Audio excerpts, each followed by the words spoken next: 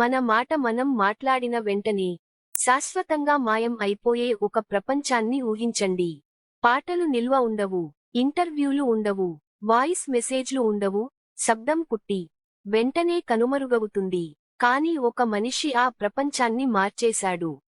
అది 1898 డెన్మార్క్లో ఒక యువ ఇంజనీర్ వాల్డెమార్ పౌల్సెన్ ఒక ప్రశ్న అడిగాడు. శబ్దాన్ని గీతలు చెక్కకుండా అయస్కాంతంతో నిల్వ చేయలేమా అని అన్నాడు. ఆ రోజుల్లో శబ్దాన్ని వెక్స్ సిలిండర్లలో రికార్డ్ చేసేవారు.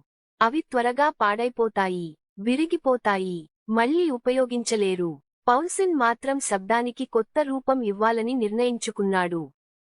ఎన్నో ప్రయోగాల తర్వాత అతను ఒక విచిత్రమైన యంత్రాన్ని తయారు చేశాడు.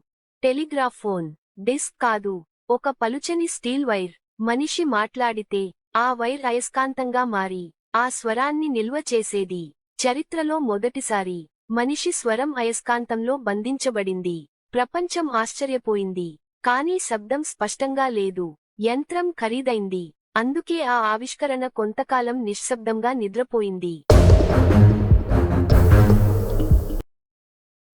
ఇంజనీర్లు ఆ ఆలోచనను మెరుగుపరిచారు. స్టీల్ వైర్ స్థానంలో ఐరన్ పొడి పూసిన ప్లాస్టిక్ టేప్ వేశారు.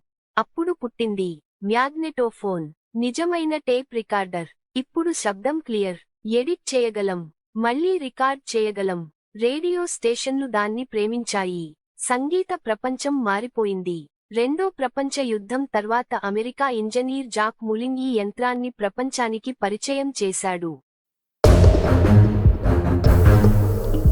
పాటలు రికార్డ్ అయ్యాయి, సినిమాలు మాట్లాడాయి, కుటుంబ జ్ఞాపకాలు నిలిచిపోయాయి.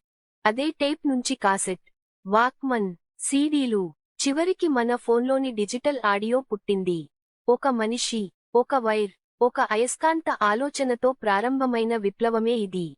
ఎందుకంటే చిన్న ఆలోచనలే చరిత్రలో పెద్ద ప్రతిధ్వనులు సృష్టిస్తాయి. అలా ఒక చిన్న అయస్కాంత ఆలోచన మనిషి స్వరాన్ని శాశ్వతంగా నిలిపిన మహా సాంకేతికతగా మారింది.